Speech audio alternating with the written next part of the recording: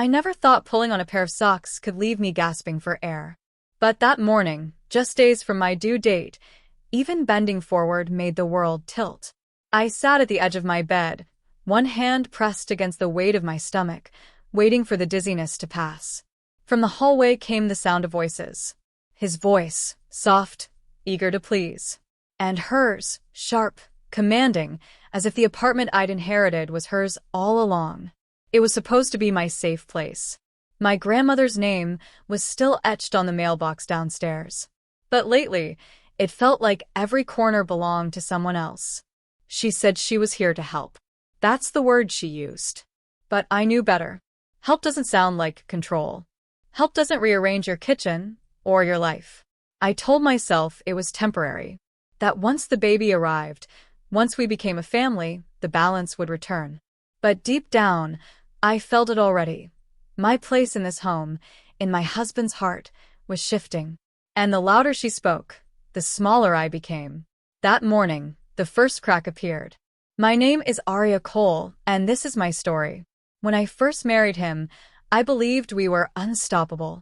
He was warm, attentive, the kind of man who once mapped out his favorite city streets on napkins just to share pieces of himself with me. With him, I felt visible, loved, safe. But safety is fragile. It changes when someone else moves into your walls. She came with a suitcase and a smile that carried more weight than kindness. "I'm here to help," she said, as if my body, my choices, and my home all belonged to her supervision. My husband welcomed her like a savior, relief spilling across his face.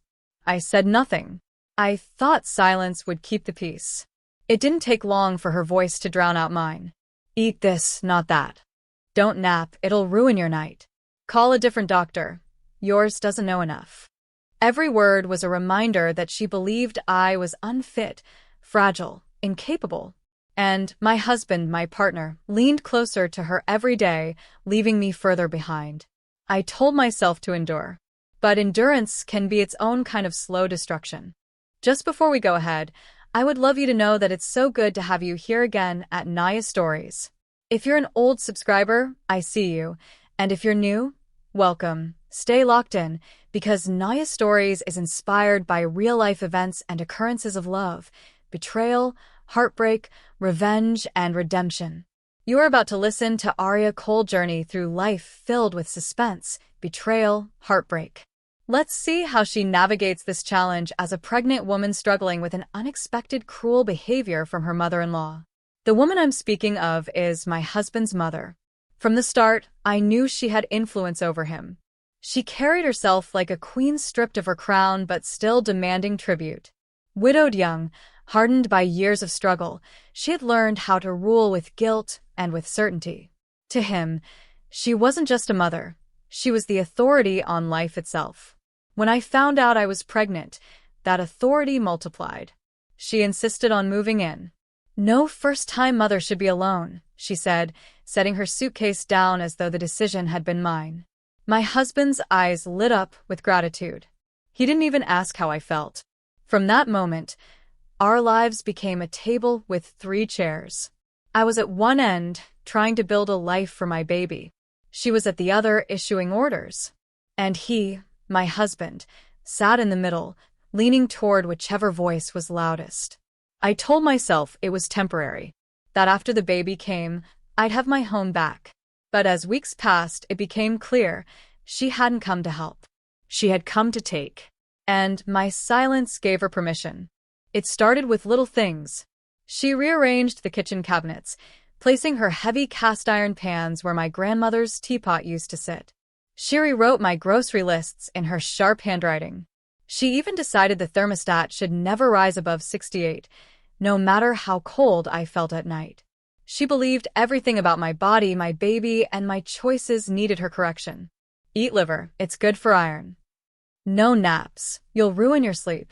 Don't listen to young doctors, they don't know anything." At the table, she set boiled spinach in front of me and watched until I swallowed it. My husband said gently, "She just wants the best." But I heard what he didn't. Her voice through his mouth. At night, when I tried to rest, she knocked on the door with reminders. Her presence pressed against every wall until the apartment no longer felt like mine. I told myself to be reasonable, to endure.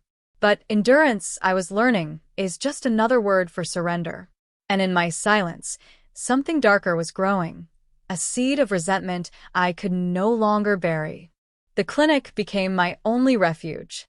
The quiet professionalism of white coats and measured tones gave me a kind of peace. One morning, my doctor pressed the stethoscope against my belly and smiled. "Your baby is healthy, Aria. But your blood pressure is too high. Stress isn't your friend right now. You need rest and you need calm." I nodded, relief washing over me. Finally, someone saw what I couldn't say aloud. But before I could answer, she leaned forward in her chair. "Nonsense," she cut in. "I worked double shifts while pregnant. No special diets, no resting. Women today are too soft." The doctor cleared his throat, repeating his advice more firmly, but the moment was gone. My husband rubbed the back of his neck, silent. Walking home, I carried the printout of my results in my pocket, its edges damp from my palm. Each word on it was proof of what my body already knew. I was unraveling. But beside me, he kept pace with his mother, listening to her talk about traffic as though nothing had happened. He didn't take my hand. He didn't even notice when I slowed. That was the day I realized I was on my own. The pain came early, sharper than I expected, ripping through me in waves 2 weeks before my due date. I doubled over on the couch, clutching the armrest.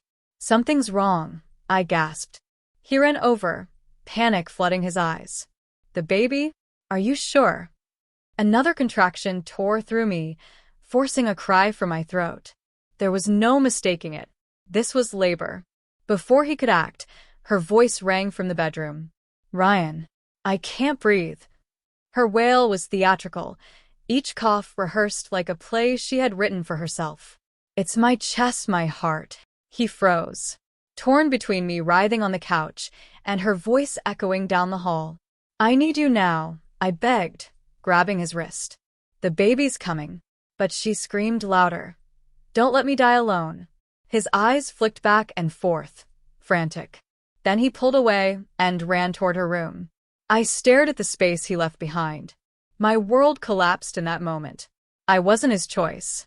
My contractions came harder, each one a cruel reminder that I would have to fight this battle alone. The seconds blurred into agony. I tried to stand, but my legs buckled. My breath came in ragged bursts.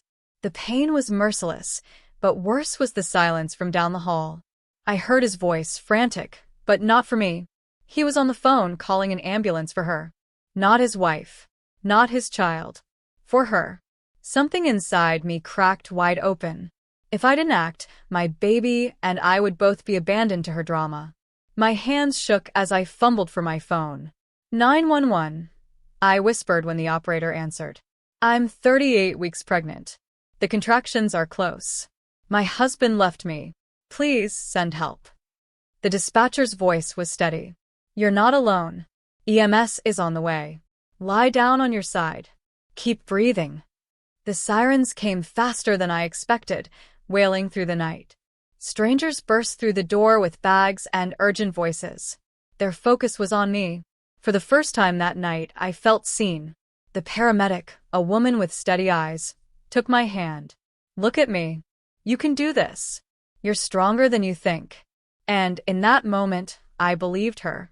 They spread a blanket on my living room floor, voices steady, while the world narrowed to a tunnel of pain and command. "Breathe." "Yes." Again. A woman in uniform squeezed my hand and anchored me with her eyes. "I've got you. Stay with me." I did. Because I had to. Because no one else in that apartment was choosing me. The contraction broke like a wave against rock, then another, closer, harder, absolute. I bore down when they told me to, visions sparkling at the edges. Then everything changed shape, pressure, then release, followed by a sound so thin and fierce it stunned the room. A cry. My daughter's cry. "We have her," the paramedic said, voice thick. "She's early but strong." They placed her on my chest. Heat. Weight. a heartbeat against my skin syncing with mine, as if she'd been trying to teach me this rhythm for months. 5 pounds something. Small, but defiant. "What's her name?" someone asked. I looked at the woman who had held my gaze when I thought I'd break. "Nova," I whispered. "A new star." My dad arrived moments later, breathless, shaken, relieved. He kissed my forehead. "You did it," he said. "You kept her safe." I believed him. For the first time all night, I believed myself, too. Hospital quiet is its own kind of echo. Nova slept curled against me, breaths counting time I never wanted to lose. My phone vibrated. His name lit the screen. I let it ring, then answered. "I'm sorry," he said, voice tight. I panicked. "My mother." She said it was her heart. "And I said it was our daughter," I replied. "I told you I was in labor." You looked at me and walked away. I thought I could handle both," he whispered. "You handled neither," I said. "You abandoned us before she took her first breath." The words surprised me with their steadiness. "You are no longer my husband. Your mother will not meet this child." The line went hollow. He didn't argue. He hung up. My dad slipped in with coffee gone cold and eyes warm. "You okay?" "I told him it's over," I said. I told him she won't be near Nova. He nodded once, firm, simple. "Good." A man who leaves the room when you need him most doesn't get to choose what happens next. I looked down at Nova's tiny mouth, the soft complaint she made in her sleep, the fierce miracle of her fingers. "It's us now," I whispered. "And we will be enough." I sat across from a lawyer who looked like she'd carried strangers through storms for years. "First," she said, "breathe. We'll keep you and your daughter safe." I asked for divorce, for custody, for the right to keep the apartment my grandmother left me. She nodded. "It's yours by law. We'll file. But you must document everything: texts, voicemails, uninvited visits. Install a camera. Judges love evidence." That evening, my dad stood beside a locksmith as the old deadbolt fell into a tray like a broken tooth. The new lock clicked, small sound, enormous relief. Within a week, 2 small cameras blinked above my door. Quiet witnesses with perfect memory. The first test came fast. Pounding rattled the frame. His mother's voice cut through the wood. "Open this door. That's our granddaughter." I gathered Nova, felt her calm me, and kept my voice steady. "You need to leave." He added soft pleading through the door. She hurled louder threats. I dialed 911 without shaking. Officers came. A report was filed. The visits didn't stop. Flowers with apologies. Notes with blame. Then more pounding. I saved it all. Evidence is a kind of spine when your own is still learning how to stand. He called at night sometimes. "I just want to hold her," he said. "My mother goes too far, but she loves Nova."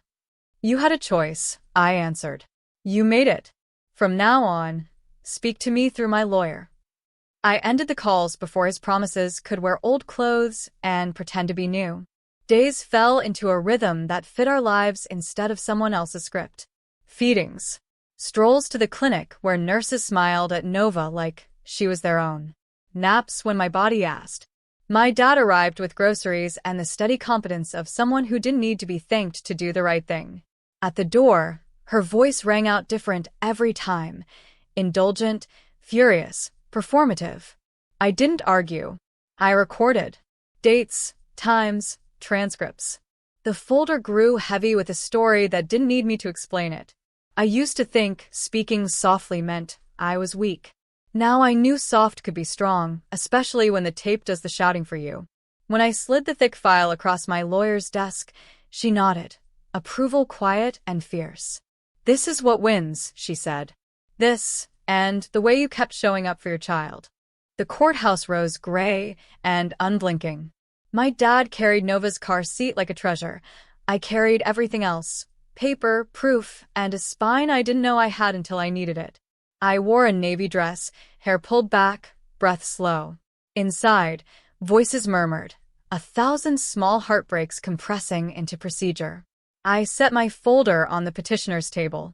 My lawyer rested a hand on it, then on mine. "We're ready." Across the aisle, he looked smaller in a suit, like a boy dressed for a part he couldn't play. His mother sat beside him, lips thin, dressed in black as if grief alone translated into goodness. The judge took the bench, clear-eyed, allergic to theatrics. Cole versus Cole. Petitions. Parental responsibilities. The weight of words that change lives. "We're seeking full allocation and supervised time," my lawyer said. "There's a pattern of harassment and abandonment during labor." His lawyer spoke of high emotions and a father trying. His mother cut across him. "I only ever helped. She's ungrateful," and earned a quiet warning from the bench. I didn't look their way. The old sting rose and dissolved. Today I had more than a voice. I had the record. The screen flickered to life, my front door in a fisheye circle. Her fist pounding. Her voice, sharp, possessive, slicing through the hallway. "Ungrateful girl. That's our granddaughter." He hovered behind her, hands lifted in a gesture that looked like restraint but wasn't. Audio followed, voicemails, calls. Her threats. His pleading. My calm refusals. "You'll regret this," she hissed. The sound filled the room, flat, undeniable. "Mr. Cole," the judge asked evenly, "did you instruct your mother to stop?" He hesitated. "I tried." "She's persistent." "Persistent," the judge repeated, as if tasting the word and finding it lacking. My lawyer nodded to me. I stood, legs steady. "I went into labor at home," I said. I told him the baby was coming. He looked at me and walked away. Paramedics delivered my daughter while he stood with his mother down the hall. Something moved through the courtroom. Surprise, pity, anger. I didn't look to see. I kept my eyes on the bench. My child deserves safety. She deserves a father who doesn't abandon her at the doorway of her life. My dad's breath caught behind me.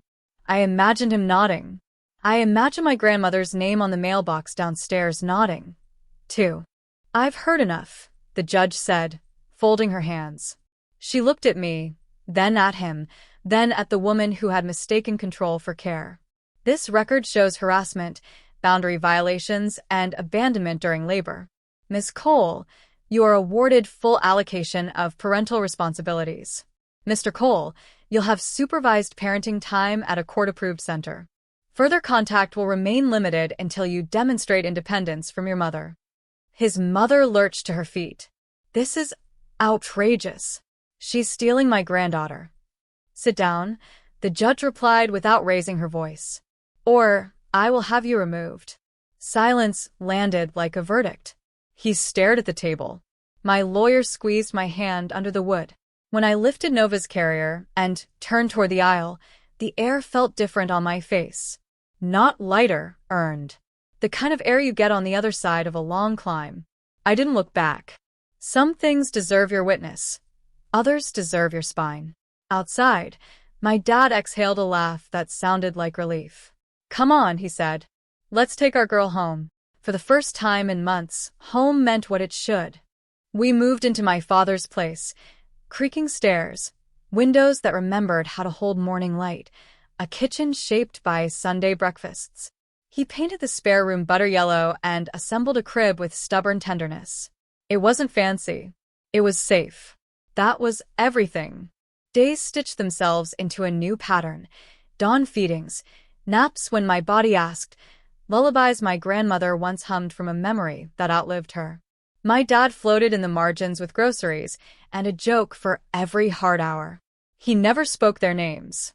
His silence was its own verdict. Spring loosened winter's grip. I walked Nova to the park, short at first, then longer. Ducks skimmed the pond. Trees unfurled green. The park became a place where control couldn't follow, and absence stopped feeling like a wound.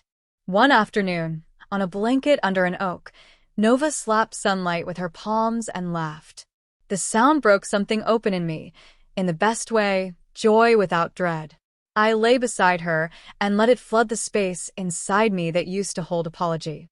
I didn't need permission anymore.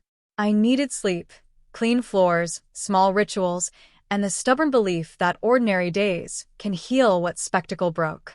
I enrolled in night classes that summer, picking up the degree I'd set down when my life bent around someone else's demands. My dad babysat like it was his calling, reading board books in a deep voice while working a crossword with a stub of pencil. I came home tired and light, deadlines met with a steadiness I didn't know I owned. He'd greet me the same way every night. "You're doing it. Keep going." Years began to unfold in quieter chapters. Nova learned to run, then to leap, curly hair, scraped knees, questions that stretched the ceiling. She loved the swings. "Higher," she'd shout, legs pumping, laughter ringing across the small park like bells. A certificate with my name in block letters went into a simple frame above a desk at the community center, where I taught art to kids who told the truth in color when words ran away. My posture changed without permission, shoulders back, chin up. Nothing flashy. Just a woman not apologizing for her square of earth. The part of me that had always kept the peace at any cost got quieter. The part that built peace with boundaries learned to speak. It was a cool fall evening. Leaves crackled under our shoes. Nova chattered about kindergarten dragons and a teacher who told her she was brave. We turned the corner, and I slowed. A figure stood on my father's porch, arms folded, chin lifted. Even from the sidewalk, I knew that posture like an old scar. His mother. "Mommy, who's that?" Nova asked, her hand slipping tighter into mine. My heart climbed a notch, not with fear, readiness. I'd built 5 years brick by brick. I wouldn't watch them pulled up because someone decided to arrive unannounced. She straightened as we approached, eyes raking the porch, the chalk drawings, the small life that had grown without her permission. "Don't make this difficult," she said finally, voice sugared over steel. "I've come to see my granddaughter. We're family." "We're not," I said, evenly. "There's a schedule. Follow it or leave." Her smile thinned. "You've poisoned her against us." "I protected her from you." Nova pressed against my leg, quiet and watchful. I kept my body between them. I'd learned where the line lives, right at the edge of safety. She blinked first. I opened the door and shut it softly. The camera above it blinked, too. Inside, I forwarded the footage to my lawyer with 3 words: "Unscheduled contact recorded." My dad set 2 mugs on the counter. "Your hands didn't shake," he observed, like weather. "I thought they would," I admitted. "That's because you're not asking for permission anymore." I tucked Nova into bed, lashes like commas, then stood in the hallway looking at a framed recipe card in my grandmother's hand, penciled notes in the margins, adjustments made over time. Women who left when staying cost too much. Women who stayed and rebuilt, too. Boundaries aren't a lack of love. They're love with steel in the hem. In the morning, we did ordinary things: shoes, breakfast, school drop-off. I answered 1 email from my lawyer and none from him. The life I'd made didn't wobble because someone rattled the porch. It had a deeper foundation now. Paper and ink, locks that worked, cameras that remembered, and a voice that didn't require shouting to be heard. I brewed coffee and watched light climb the kitchen wall. Peace didn't ask me to be small. It asked me to be consistent. I could do that. I already was. Weeks later, an unfamiliar number rang. His voice sounded different, measured, careful, stripped of the wind that used to billow behind it. "I'm in counseling," he said. "Alone. I know I don't deserve a reset. I want supervised visits. Parenting classes. I'll follow orders. I want to be her dad." I didn't rush to fill the silence. Growth isn't a speech. It's a stack of boring choices that doesn't topple when shaken. "Send it through counsel," I said. "Show up on time. Do what's required. Then we'll talk about what dad means." He exhaled, relief and shame braided together. "Thank you." After the call, I stood on the back steps under a sky the color of tin. Forgiveness isn't a door you fling open because someone knocks. It's a latch you lift when the hinges prove sound. Inside, Nova barreled in, waving a paper dragon. "It breathes fire." "So do we," I said, and taped it to the fridge. A small banner of who we'd become. When my phone buzzed again, it was a calendar invite from the supervised center. I accepted it without shaking. I didn't need to hope. I needed to watch. The supervised room had soft chairs and toys rounded by 1,000 small wars won by other families. A counselor sat nearby, knitting time into safety. He knelt, so he was eye level with Nova. He didn't cry. He didn't reach too far. He asked about dragons and swings, and whether the leaves sounded like crunching chips under her shoes. He didn't glance toward the door like he was waiting for permission from a shadow that wasn't there. I watched from a distance that felt right. I didn't polish the past or sharpen it. I measured the present, consistent, respectful, boring in the way healthy things are. After, Nova climbed into my lap and told me her favorite color had changed again. We walked out into a wind that made us both laugh. He stayed behind to schedule the next visit without asking me to bend. That mattered more than any apology. At home, my dad asked, "How'd it go?" "Like it should," I said. And I meant it. I put Nova to bed and stood in the doorway longer than usual. We'd learned the hardest part already: how not to disappear. I used to think redemption would feel like a trumpet blast. It doesn't. It feels like a door that opens and doesn't slam. It feels like paperwork that matches reality. Like sleep. Like a small hand finding yours in a grocery store and not letting go. At the window, city lights blinked like low stars. I thought of trains and a seat I gave up and the woman whose soft voice landed like a blessing. God sees everything. I thought of sirens and new names and locks that clicked and cameras that remembered. I thought of a courtroom where the tape spoke when my voice shook. A porch where I did not tremble. They tried to erase me. They mistook my silence for surrender. But the truth survives even when people try to bury it. My name didn't just stay. It became the signature where safety required one. I kissed Nova's forehead and turned off the light. "We're enough," I whispered into her hair. We always were. Outside, a car door closed. Somewhere, a train sighed through the dark. Inside, the house held its breath and then released it, like a body finally done bracing. We slept without fear. And, in the morning, we kept going. Thank you for staying with me through this journey on Naya Stories. You've just listened to Aria Cole's heartbreaking yet powerful story, a woman who was abandoned in her most vulnerable moment, betrayed by the man she trusted, and overshadowed by a mother-in-law who tried to control her life. But in the middle of that pain, Aria found her strength. She fought back, she rebuilt, and she stood her ground, not just for herself, but for her daughter, Nova. Her story isn't just about betrayal. It's about resilience, redemption, and the quiet power of a woman who decides she's had enough. Now I want to hear from you. How did Aria's story make you feel? Have you ever been in a situation where you had to fight for your peace, your voice, or even your child? What would you have done if you were in Aria's shoes? Share your thoughts in the comments. I read every one of them because Naya Stories is a place where your voice matters. If this story touched you, don't keep it to yourself. Like this video, subscribe, and share it with a friend or family member who may need the reminder that they are stronger than their circumstances. Remember, every story has the power to heal, to inspire, and to remind us that even in betrayal, we can rise again.